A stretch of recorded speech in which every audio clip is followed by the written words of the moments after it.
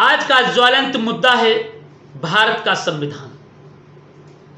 भारत का संविधान, आए दिन ये लोग कहा करते थे कि भारत का संविधान बदल दिया जाएगा और भारत का संविधान बदल करके भारतीय जनता पार्टी अपना पुराना संविधान लाना चाहती है।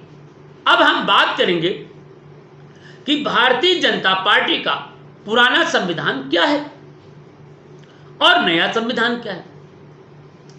पुराना संविधान और नए संविधान में जरा गौर करिए, हम दोनों संविधान की बात करें। नया संविधान बाबा साहेब डॉक्टर भीमराव अंबेडकर का है, जहां पर समता, स्वतंत्रता, बंधुता, एकता और भाईचारा है, जहां पर सामान्य कार्य करने का आपको अवसर मिलता है, जहां पर ऊंच नीच भेदभाव समाप्त होता है, जहां पर मानव मानव एक समान कहलाया जाता है, जहां पर एकता, अखंडता और एकता के सूत्र में पिरोने का काम किया गया। भारतीय संविधान में सबको बराबर का हक है, चाहे वो गरीब हो चाहे अमीर हो। भारतीय संविधान में राजा रानी के पेट से नहीं पैदा होगा, बल्कि मतदाता की वोट से राजा पैदा होगा, स्टील या लोहे की पेटी से।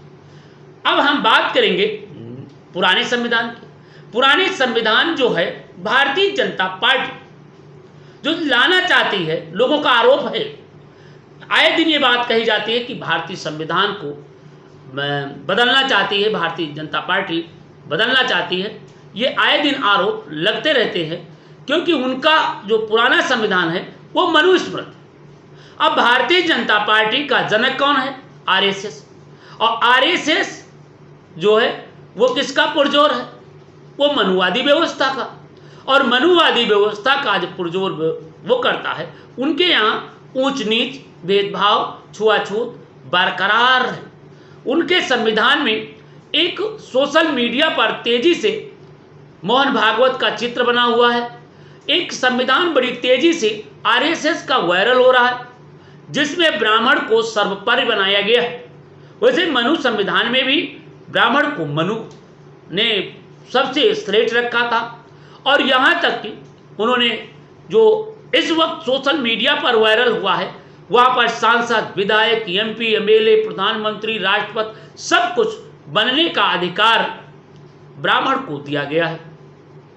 वैश्य को भी दिया गया है। अगर वहाँ पर ब्राह्मण नहीं है तो वैश्य भी बनाया जा सकता है, क्षत्रिय भी बनाया सकता है, मगर शूद्र किसी भी हालत में ब्राह्मण, क्षत्रिय, वैश्य के आगे कोई चुनाव नहीं लड़ेगा। और यहां तक कि कहा गया है कि वो किसी भी मतदान में भागीदारी भी नहीं लेगा।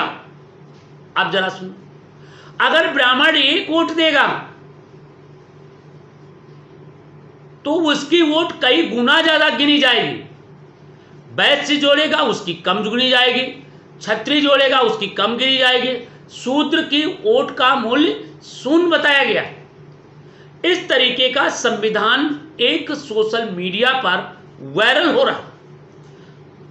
इस पर लोग कह रहे हैं कि यही संविधान है आरएसएस का, ये लागू करना चाहते। कुछ लोग ये कहते हैं कि मनुवादी व्यवस्था को फिर लागू करना चाहते। उन्हीं मनुवादी व्यवस्था में क्या था? अगर कोई शूद्र किताबों को पढ़ ले, वेद को पढ़ ले, शास्त्र को पढ़ ले, तो उसके कानों में गरम गरम शीशा पिघला दिया जाए। यदि शूद्र किसी भी मंत्र का उच्चारण कर ले तो उसकी जिह्वा को काट लेना चाहिए। यहां तक कि गांव में, बस्तियों में यदि शूद्र समाज का व्यक्ति आ जाए तो उसे पत्थर मार करके भगा देना चाहिए। यहां तक कि उसे अच्छे कपड़े न पहनने दें। और यहां तक कि शूद्र का काम था सेवा करना। और यहां तक कि गांव के दक्षिण दिशा में रहने का शूद्रों को बताया गया। तो 4 वर्ण बनाए थे, ब्राह्मण, क्षत्रिय, वैश्य और शूद्र। 4 वर्ण मतलब ब्राह्मण, क्षत्रिय, वैश्य और शूद्र। शूद्र में कौन है? अहिर, गड़रिया, तेली, तमोली, काछी, कुर्मी, नाई, ये सब, चमार, पासी, धोबी, धानुक, नटकंजड़, ये सब शूद्र समाज में हैं। 4 वर्ण के अलावा 5वां वर्ण नहीं बनाया गया। तो दोस्तों, इस तरीके की संविधान की बदलने की साजिश लगातार होती चली। इसी कड़ी में नहिला से दहिला जड़ने का काम भी किया जा रहा है। संविधान बदलने की बात कुछ अंबेडकरवादी लगातार भारतीय जनता पार्टी और आरएसएस पर लगा रहे थे। इसी कड़ी में प्रधानमंत्री के वित्त सलाहकार ने जम करके कहा कि भारतीय संविधान को बदलने की बहुत बड़ी जरूरत है। संविधान बदलने की जरूरत है और इसकी नागरिकता को परिभाषित करने की। अब जरा देखिए, वित्त मंत्री के जो सलाहकार हैं देवराय साहब, उन्होंने ये नहीं कहा, उनका जो काम है वो अपना वो काम नहीं कर पा रहे। वो संविधान को बदलने की बात बराबर कर रहे हैं, वो संविधान को हटाने की बात कर रहे हैं। इस बात को लेकर के अब बिल्कुल साफ हो गया है कि भारतीय संविधान यदि अगली सरकार भारतीय जनता पार्टी की बनती है तो संविधान बदला जा सकता है। इस बात को लेकर के लगातार देवराव ने, जो प्रधानमंत्री के सलाहकार हैं, उनका लेख कई समाचार पत्रों ने प्राथमिकता के साथ छापा है। तो कहीं न कहीं भारतीय जनता पार्टी के प्रधानमंत्री के इर्द गिर्द रहने वाले लोगों द्वारा अब साफ साफ कहा जाने लगा है कि भारत का संविधान फेल हो गया है और इसे बदल देना चाहिए। वहीं पर दलित चिंतकों का ये कहना है, अंबेडकरवादियों का कहना है कि भारत का संविधान बदल करके मनुस्मृति लाना चाहते हैं। फिर शूद्र समाज को गले में हंडी और पाछे झाड़ू बांधकर गुलाम दास्ता और पता नहीं क्या क्या इनके साथ करना चाहते हैं। इसलिए इस शूद्र समाज के लोग जागो और अपने अधिकार के लिए आगे बढ़ो, अन्यथा 2024 के बाद यदि दोबारा भारतीय जनता पार्टी की तीसरी बार सरकार बनी केंद्र में तो निश्चित रूप से तुम्हारा संविधान बदल दिया जाएगा। अब यह प्रश्न ये उठता है, क्या यह संविधान बदला जाएगा या नहीं? ये तो बात की पर, मगर चारों तरफ कोहराम मचा हुआ है। वहीं पर भारत के प्रधानमंत्री नरेंद्र मोदी के सलाहकार द्वारा भारत के संविधान की बदलने की बात कही गई, परंतु क्या आज तक प्रधानमंत्री ने भारत के संविधान की बदलने न बदलने पर कुछ भी बोले? नहीं बोले।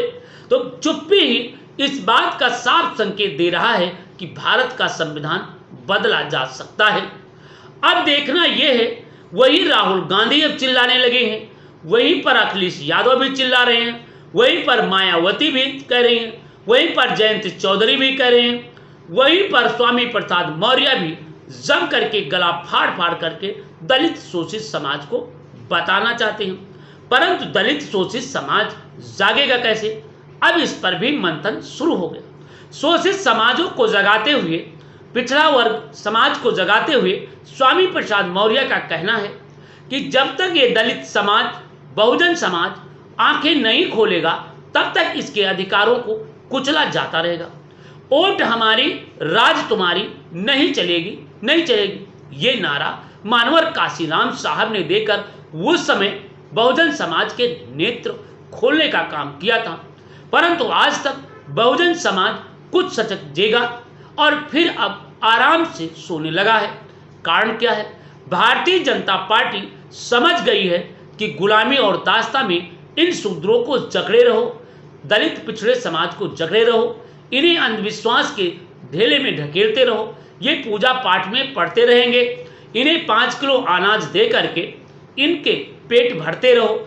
इतना न दो कि ये मकान बना सके या अच्छा कपड़ा पहन सके या अच्छी जगह जा सके, परंतु इतना न दो कि ये भूखे भी न मरें। इसलिए 5 किलो अनाज देकर सरकार केवल इन्हें पेट नहीं बल्कि इनके पछवाड़े पर लात मारने का काम कर रही है, ऐसा कुछ दलित चिंतक कह रहे हैं। परंतु सही क्या है, ये तो बात की बात है। वहीं पर अगर एक तरफ देखा जाए तो 5 किलो अनाज पाकर जो गरीब भूखा तबका रह जाता था, शायद उसका पेट भी भरने का कुछ न कुछ काम आता है। तो दोस्तों मैं कहना चाह रहा हूं, जागो, समझो, क्या साजिश है, क्या 2024 में ये कहीं ना कहीं षड्यंत्र है, या संविधान बदलने की साजिश है, या फिर नेताओं की चाह। तो दोस्तों देखते रहिए, बने रहिए जनता की अदालत में। क्या आप चाहते हो भारत का संविधान बदले? क्या भारतीय जनता पार्टी संविधान को बदलना चाहती है? आप कमेंट बॉक्स में जरूर बताइएगा, हम इंतजार करेंगे। जय हिंद, जय भारत। अगले एपिसोड में